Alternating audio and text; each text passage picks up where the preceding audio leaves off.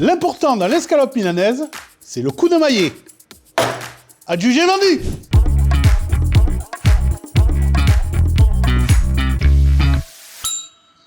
Aujourd'hui, clin d'œil à nos amis italiens, le projet de promotion de l'Union européenne, Blonde d'Aquitaine European Beef Excellence, est en partenariat avec l'Italie.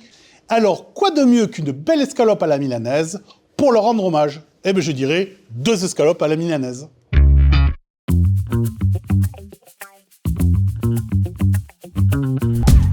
L'escalope de veau, vous voyez, un grain très fin, pas de nerfs résiduels, une extrême tendreté. L'avantage d'avoir un grain très fin et une tendreté extrême, quand on va la taper avec le maillet, elle va bien s'aplatir et non pas se déchirer. Pour aplatir les escalopes de veau, vous prenez 2 papiers sulfurisés et gentiment. Alors, l'avantage d'avoir une viande très tendre, c'est que vous n'avez pas besoin de taper comme un forcené. Nos escalopes sont maintenant aplaties et nous allons pouvoir passer à la panure. Pour ce faire, de la farine, de l'œuf et une panure. Moi, pour ma part, j'ai pris la panko, qui va lui donner un gros croustillant, qui est une panure un petit peu grossière. Nous passons sur la première étape notre escalope à la farine des 2 côtés.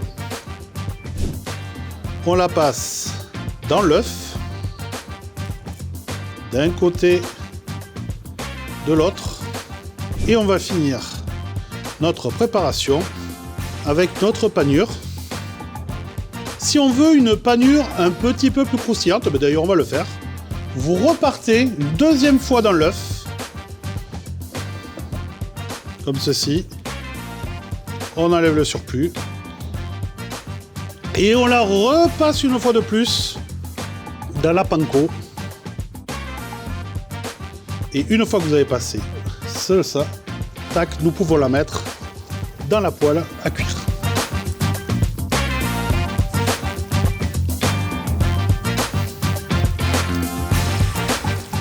Et nous allons la retourner. Parfois, cette jolie croûte. Bien croustillante, vous voyez. Nous mettons notre escalope dans un papier absorbant afin de lui enlever son excédent de gras de cuisson. Et quoi de mieux pour manger une escalope milanaise que quelques tagliatelles. Hop, parmigiano reggiano sur les pâtes et on aura un parfait petit repas et un petit clin d'œil à nos amis italiens.